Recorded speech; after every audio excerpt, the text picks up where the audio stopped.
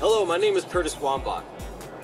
I'm Principal and Senior Biologist of EnviroVector Environmental Consulting, and today's video is on wetlands. So, what is a wetland?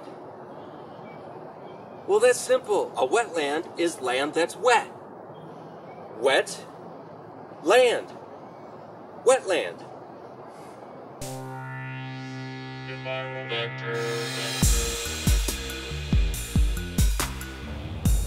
So the agency definition may be a little bit more comprehensive. The U.S. Army Corps of Engineers and the Washington State Department of Ecology definition goes like this. Those areas that are inundated or saturated by surface or groundwater at a frequency and duration sufficient to support, and under normal circumstances do support, the prevalence of vegetation typically adapted for life in saturated soil conditions. Even the agency definition brings up four fundamental questions. How do we define inundation and saturation? What is the frequency of inundation and saturation? How do we define normal circumstances? And how do we measure the prevalence of vegetation?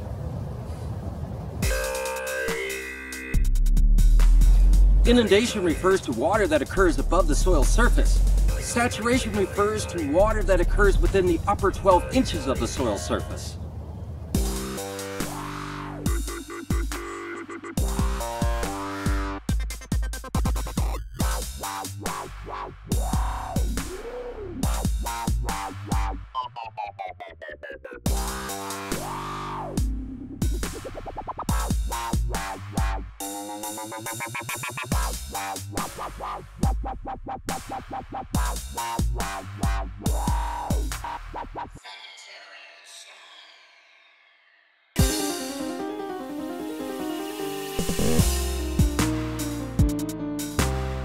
So what is meant by frequency and duration? Well, areas of inundation or saturation for 12.5% of the growing season are wetlands.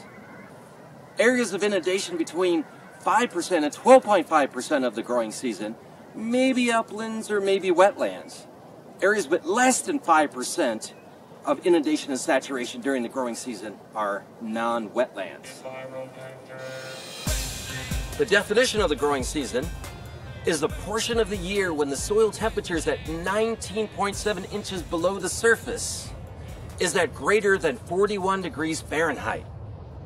In Western Washington, the growing season is considered between March 1st and October 31st of every year.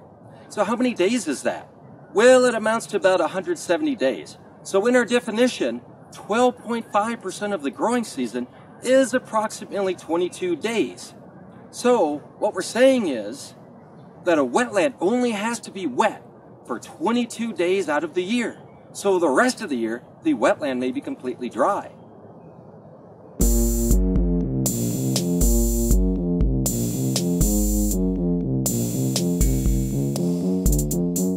So what is meant by normal circumstances? Normal circumstances are areas in which soil's hydrology and vegetation have not been substantially altered by human activities.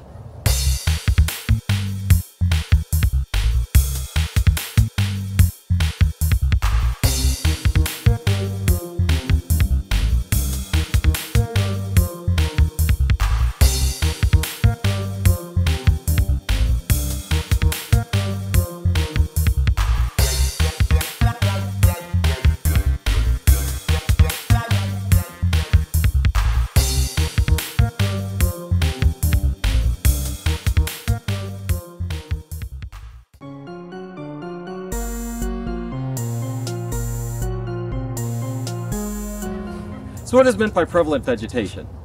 Well, prevalent vegetation refers to 50% of all dominant plant species in an area.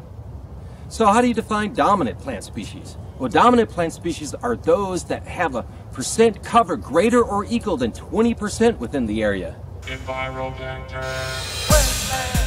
So one of the criteria for determining a wetland is wetland vegetation. So I'm looking around me identifying plants. Got Reed canary grass here, that's a wetland plant. Got red osier dogwood over there, that's a wetland plant. Pacific crabapple over there, that's also a wetland plant. Over 50% of the plant species in my test plot are wetland plants.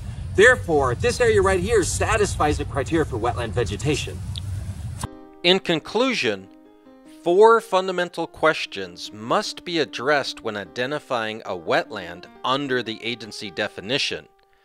Number 1, does inundation or saturation occur in the area? Number 2, what is the frequency and duration of that inundation or saturation?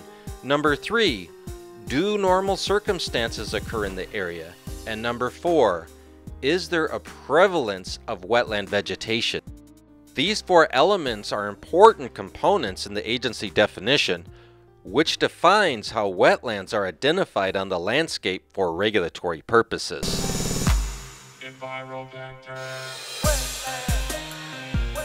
This has been EnviroVector production. Join us on the web at www.envirovector.com.